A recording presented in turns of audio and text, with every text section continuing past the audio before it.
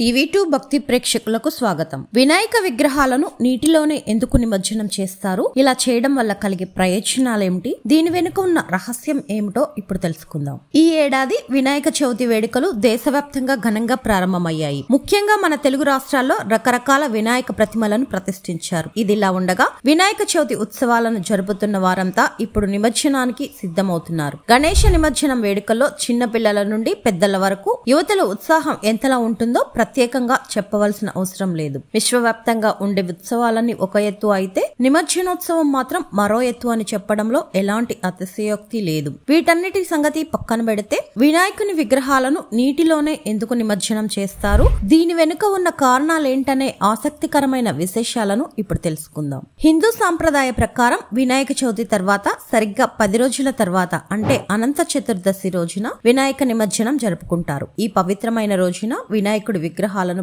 ప్రవహించే నదులు, కాలువలు లేదా ఏదైనా చెరువులో నిమజ్జనం చేస్తారు. అంతకుముందు రోడ్లపై ఘనంగా ఊరేగింపు నిర్వహిస్తారు. యువత డీజే డాన్సులు, మేళతాళాలు, డ్రమ్స్, వాయిద్యాల నడుమ అందరూ ఉత్సాహంగా నిమజ్జనోత్సవంలో పాల్గొంటారు. వినాయక చవితిని ఎవరు ప్రారంభించారంటే చాలా మంది చెప్పే సమాధానం మహారాష్ట్రలోని ఛత్రపతి శివాజీ మహారాజు ప్రారంభించారని చెబుతారు. మరోవైపు పశ్చిమ బెంగాల్లో బాలగంగాధర్ తిలక్ ప్రారంభించారని చెబుతారు. ఇక పూర్వకాలంలో అయితే శాతవాహనులు, చోళులు వినాయక చవితి పండుగను జరుపుకున్నట్లు కొందరు నిపుణులు తమ అభిప్రాయం వ్యక్తం చేస్తారు. సాధారణంగా వినాయక చవితి పండుగ వర్షాకాలంలోనే వస్తుంది. ఈ కాలంలో చెరువుల నుండి మట్టి సేకరించి ఆ మట్టితోనే వినాయక విగ్రహాలు తయారు చేసి వాటిని పూజించి తర్వాత తిరిగి అదే నీటిలో నిమజ్జనం చేస్తారు. ఇలా చెరువుల విగ్రహాల తయారీ కోసం మట్టిని తీసుకోవడం వల్ల అక్కడ లోతు పెరుగుతుంది. అంతేకాదు వినాయక విగ్రహాలకు నీటిలో పత్రితో కలిపి నిమజ్జనం చేయడం వల్ల నీరు సులభంగా ప్రవహించేందుకు వీలు కలుగుతుంది. అంతేకాదు